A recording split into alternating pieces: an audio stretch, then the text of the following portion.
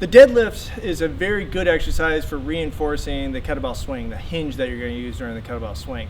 This is actually more of a deliberate exercise, so you're going to be trying to build strength, but since we're doing it with the kettlebell, you're not going to be able to maximize it like you would with a barbell, loading up with 300, 400, 500 pounds in order to do strictly strength drills. So we're more using this more as a strength endurance and a form builder rather than a straight strength and power builder. So what you're going to do, hinge of the hips. Remember, like our swing drill, imagine there's a wall behind you, you're trying to touch it with your butt. And so what that does is it encourages you not to bend your knees too much. This is not a deadlift, this is a squat. So a deadlift is a hinge exercise, meaning you're hinging at the hips and bending forward. Now, in order to have the most amount of strength and power during this drill, I'm not just going to keep my legs straight. This is more of a sumo deadlift. We're going to actually use more of a standard deadlift. Feet are a little bit closer together, a little bit more than shoulder width apart.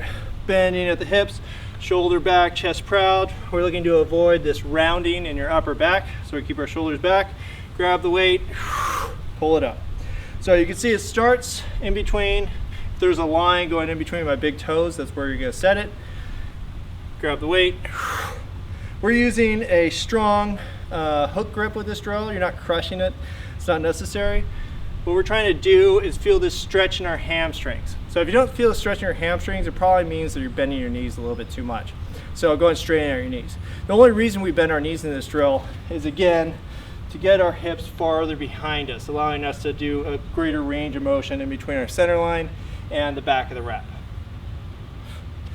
Again, look for that rounding and make sure that you're not just hanging the weight in a really loose, weak position, because that puts your back at risk. The second variation that we're going to use during the program is the one arm. Again, this is an anti-rotation drill.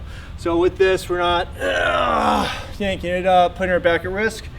We're going to get nice and straight, shoulders back and tucked, back as straight as possible, bending at the hips, feeling that stretch in our hamstrings, coming down and back up. Now you will have a little bit of rotation, but you're trying to fight against it. That's the important part, that you're not just letting your body do what it wants to do.